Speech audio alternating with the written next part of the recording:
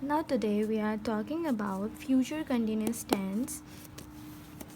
So इसके अंदर हम shall be या फिर will be यूज़ करते हैं एज अ हेल्पिंग वर्ब, और वो भी सब्जेक्ट के बाद.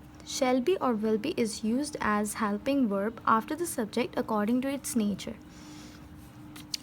Shall be या will be यूज़ हो गया. इसके बाद हमारे पास एक स्टेप ये है कि first form of verb use करते हैं एज अ, और उसके साथ हम आईएनजी फॉर्म मतलब आईएनजी लगा देते हैं, या फिर हम फोर्थ फॉर्म ऑफ वर्ब भी कह सकते हैं. जैसे कि ईट है फर्स्ट फॉर्म ऑफ वर्ब, तो उसके साथ आईएनजी लग जाएगा, और ईटिंग वो फोर्थ फॉर्म ऑफ वर्ब भी कहते हैं उसको.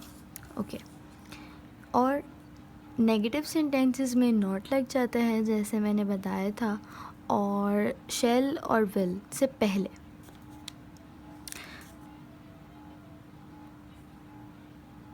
यानी शैल और विल फिर नॉट.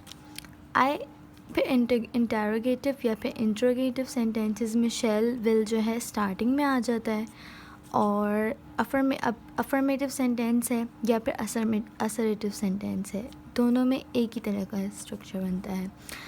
सब्जेक्ट प्लस शैल या फिर विल, और ज़रूरी नहीं है हम शैल लगाएं, हम शैल को ओमिट करके सिर्फ विल भी यूज़ कर सकते हैं. मोस्टली शैल आई के साथ लगता है, और फिर बी लगेगा, फिर फर्स्ट फॉर्म ऑफ वर्ब लगेगी, और आईएनजी फॉर्म और ऑब्जेक्ट, और फिर कोई भी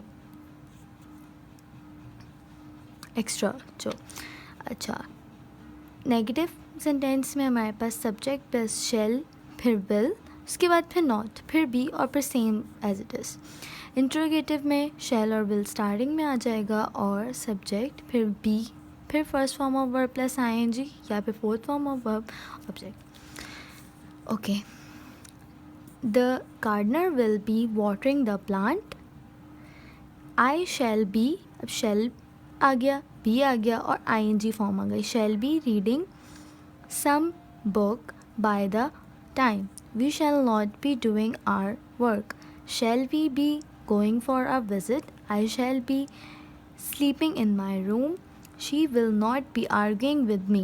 The girls will be singing the song. Will the boys be playing cricket? Arshit will not be buying the vegetables. Will the servant making tea for the guest? सारी examples हैं, and the end.